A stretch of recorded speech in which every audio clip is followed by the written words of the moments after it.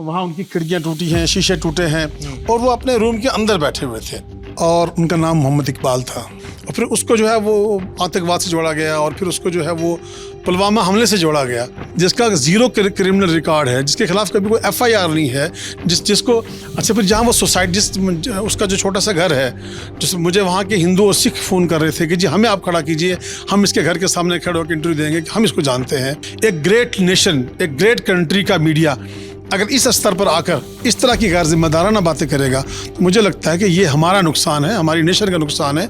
इस फौज के साथ, सरकार के साथ, जुडिशरी के साथ मीडिया इस मुल्क को चलाता है और अगर मीडिया इस तरह की बातें करेगा बगैर सोची समझी तो मैं समझता हूँ हमारा नाम भी ख़राब होगा और हमारा एक ये नेशनल इंटरेस्ट है जो लॉस हो रहा है।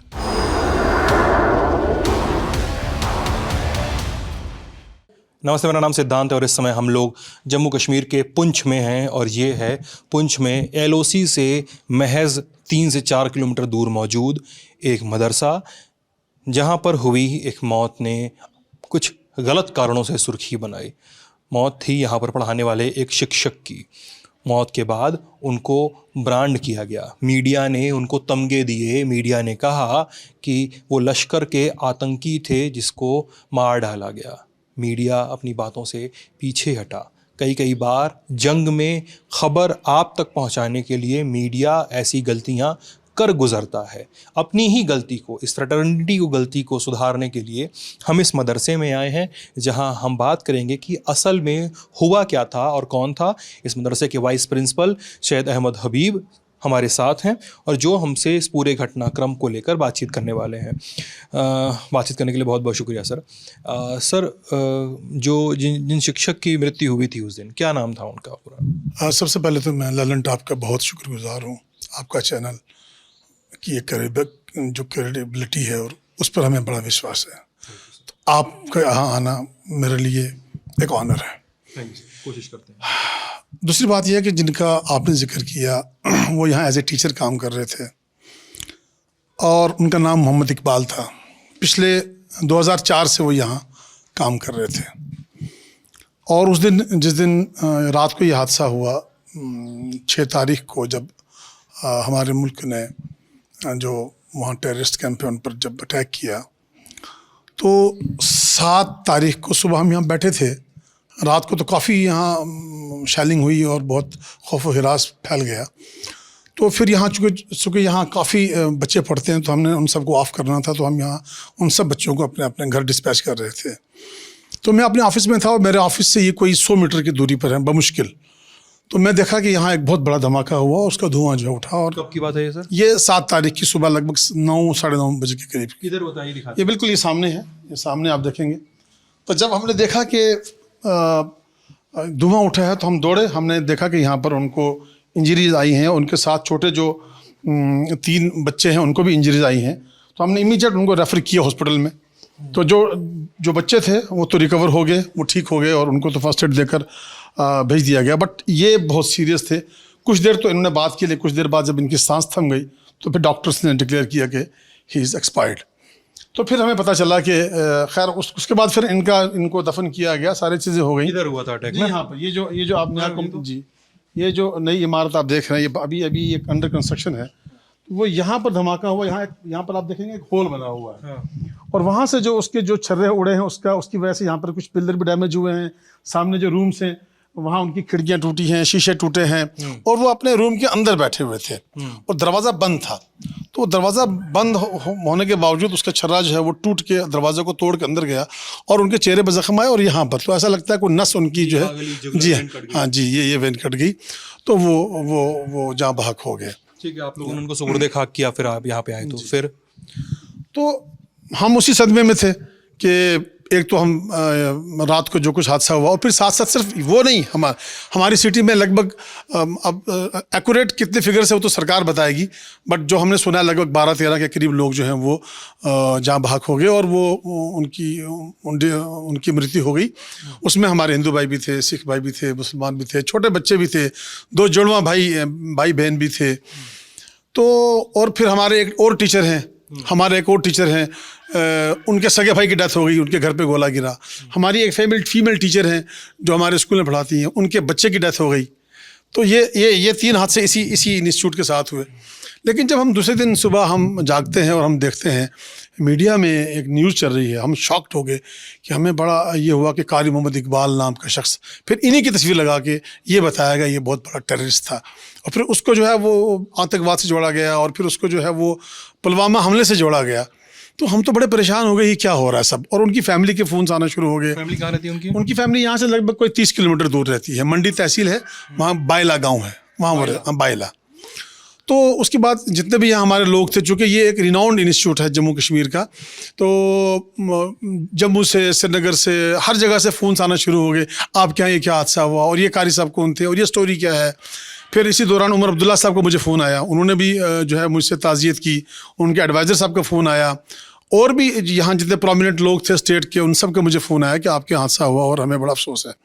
लेकिन जब ये खबर चला दी गई कि वही आदमी जो एक देशभक्त हिंदुस्तानी है, जो एक शिक्षक है, जिसको पूरी सोसाइटी जानती है, जिसका 0 क्रिमिनल रिकॉर्ड है, जिसके खिलाफ कभी कोई FIR नहीं है, जिसको अच्छा, फिर जहाँ वो सोसाइटी, उसका जो छोटा सा घर है, जिस मुझे वहाँ के हिंदू और सिख फ़ोन कर रहे थे कि जी हमें आप खड़ा कीजिए, हम इसके घर के सामने खड़े होकर इंटरव्यू देंगे कि हम इसको जानते हैं। तो बड़ा दुख हुआ इस बात का सुनकर कि मीडिया की जो गैर जिम्मेदाराना अप्रोच थी, उससे हमें बड़ा तकलीफ़ हुई, बड़ा दुख हुई। एक ग्रेट नेशन, एक ग्रेट कंट्री का मीडिया अगर इस स्तर पर आकर इस तरह की गैर जिम्मेदाराना बातें करेगा, तो मुझे लगता है कि ये हमारा नुकसान है, हमारी नेशन का नुकसान है। मीडिया इस देश को चलाता है, इस देश को बनाता है, सिर्फ सरकारें नहीं बनाती, सिर्फ फौज नहीं चलाती, इस फौज के साथ, सरकार के साथ, जुडिशरी के साथ मीडिया इस मुल्क को चलाता है। और अगर मीडिया इस तरह की बातें करेगा बगैर सोची समझी, तो मैं समझता हूँ हमारा नाम भी ख़राब होगा, और हमारा एक ये नेशनल इंटरेस्ट है जो लॉस हो रहा है। फिर खंडन कैसे होगा सर इसका पूरा? फिर सर सबसे पहले तो मैं थैंकफुल हूँ डिस्ट्रिक्ट पुलिस पुंछ है जो हमारी, उन्होंने जो खंडन किया। सबसे पहले तो हमें ये सेटिस्फेक्शन हुई कि हमारी पुलिस ने, डिस्ट्रिक्ट पुलिस ने खंडन किया कि ये जो है ये एक शरीफ आदमी थे, और ये एक पेट्रोटिक थे, और ये एक शिक्षक थे, और कोई इनका क्रिमिनल रिकॉर्ड नहीं है। उन्होंने इसको क्लियर किया। फिर उसके बाद बहुत सी मीडिया चैनल भी आए यहाँ पर, हमने उनको क्लियर किया। फिर जो जहाँ एडिशनल SP हैं मोहन लाल जी, वो बड़े अच्छे ऑफिसर है, तो उन्होंने मुझे फ़ोन किया कि सईद साहब वो जो मीडिया वाले हैं, चाहे उसमें जी हो, चाहे उसमें जो भी हो यस जो भी थे, तो उन्होंने कहा नहीं जी हम इसको सॉरी करेंगे, ये करेंगे, अपॉलॉजी करेंगे वगैरह वगैरह। लेकिन उसके बाद जो कि यहाँ सूरत हाल टेंस हो गई, तो मैंने उनसे ज़रूर, मुझे दिल्ली से फ़ोन आए मुझे कि भाई हम आपको यहाँ वकील करेंगे, आप डेफर्मेशन केस कीजिए। मैंने कहा नहीं, अभी हम देख रहे हैं, चूँकि हम भी नहीं चाहते कि इस सूरत हाल में, जबकि हमारा मुल्क संकट में है, मुश्किल में है, और हम कोई ऐसी बात करें जिससे कि हमारी हुकूमत के लिए तो खैर। लेकिन अभी तक मैं देख रहा हूँ, मैं ये महसूस कर रहा हूँ कि जिन चैनलों ने झूठी खबर फैलाई, उन्होंने अभी तक इसका खंडन नहीं किया, या माफ़ी नहीं मांगी, या इसको सॉरी नहीं किया, रिग्रेट नहीं किया, जिसके लिए मुझे बड़ा अफसोस है। और मैं आपको ये बताना चाहता हूँ, जिस मदरसे में आप खड़े हैं, 1 हफ़्ता पहले इसी मदरसे में सिविल सोसाइटी की मीटिंग होती है। उसमें जो यहाँ सनातन धर्म सभा के जो प्रधान जी हैं, मेरे मित्र हैं खेतरपाल शर्मा जी, इसी तरह मेरे दोस्त हैं यहाँ नरेंद्र सिंह प्रधान, जो गुरुद्वारा प्रबंधन कमेटी के प्रधान हैं वो, इसी तरह यहाँ बसंत राम जी हैं जो दशनामी अखाड़ा के प्रधान हैं, और सिविल सोसाइटी के लोग, तमाम धार्मिक जो हेड्स थे वो, और इंटेलेक्चुअल सोसाइटी के लोग, हम सब ने बैठ के यहाँ फैसला किया कि अगर कोई संकट आता है, कोई मुश्किल घड़ी आती है, तो हम सब मिलकर जो है अपना भाईचारा कायम रखेंगे और अपनी हुकूमत के साथ खड़े होंगे। सर ये बताइए, आप जैसे मैं कुछ लोगों से जानकारी पा रहा था, वो बता रहे थे कि अभी भी आप लोगों ने यहाँ पर इस तरीके से व्यवस्था की हुई है। मैं नहीं चाहता हूँ कि आपको कैमरे पे दिखाएं, लेकिन आपने आसपास की जगहों में इस तरह की व्यवस्था की हुई है कि लोग यहाँ पे अपने अपने घरों को, जितने भी लोग पुंछ में बच गए हैं, क्योंकि पुंछ छोड़ के तो बहुत सारे लोग चले गए हैं, तो पुंछ में छोड़ के और बहुत सारे लोग यहाँ पे आके रात में रहते हैं, एक ये और एक वो 2 गुरुद्वारे जहाँ पे लोग आके रात में रहते हैं, जहाँ पे या इससे अलग कोई व्यवस्था बनाई गई है। मैं कैमरे पे डिटेल नहीं बताना चाह रहा हूँ, तो क्या व्यवस्था है अभी? अगर आप पुंछ की बात करेंगे, मैं आपको पुंछ के बारे में एक बात बताना चाहता हूँ। हिंदुस्तान में पूरे इंडिया की बात कर रहा हूँ, बहुत कम ऐसी जगह होंगी जहाँ ऐसी कम्युनल हारमोनी आपको मिलेगी। आज तो आप वार सिचुएशन में यहाँ आए हैं, कभी आप पुंछ का विजिट करने आइए और पुंछ का जो कम्युनल हारमोनी है उसको आप देखने आइए, आपको मज़ा आ जाएगा कि यहाँ हम हिंदू सिख मुसलमान कैसे रहते हैं, हमारे रिश्ते कैसे हैं, हमारा ट्रस्ट कैसा है। कभी देखने आइए तो आपको पता चलेगा कि यहाँ कितना भाईचारा है, और सच में भाईचारा है, और उसको हमने प्रैक्टिकली दिखाया है, और हमारे पुरखों से, आज से नहीं है। और ये जो इंस्टीट्यूट है, यह हमारे गुरुद्वारा, या हमारे जितने भी इंस्टीट्यूट हैं, जो मंदिर हैं या अखाड़े हैं, उन सब के यहाँ ये परंपरा है कि हम हमेशा मिलजुल के रहते हैं।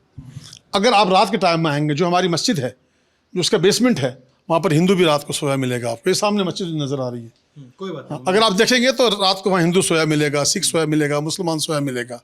हमारी और 2-3 जगह सेफर प्लेसेस हैं, हमने वहाँ पर उनको खाना पीना भी प्रोवाइड किया है, उनको शेल्टर भी प्रोवाइड किया है कि इस वक्त में हमारी ज़रूरत है कि हम एक दूसरे का हाथ बटाएं, मदद करें। और आज से नहीं, आज से पहले जब भी यहाँ पर जब यहाँ बाबरी मस्जिद का जब वर्डिक्ट आने वाला था, तो तब हमने ये मीटिंग बुलाई। हमने कहा भाई देखिए, फैसला क्या आता है हमें पता नहीं, बट फैसले का प्रभाव ये नहीं पड़ना चाहिए कि हमारी जो दूरियां हो जाएं।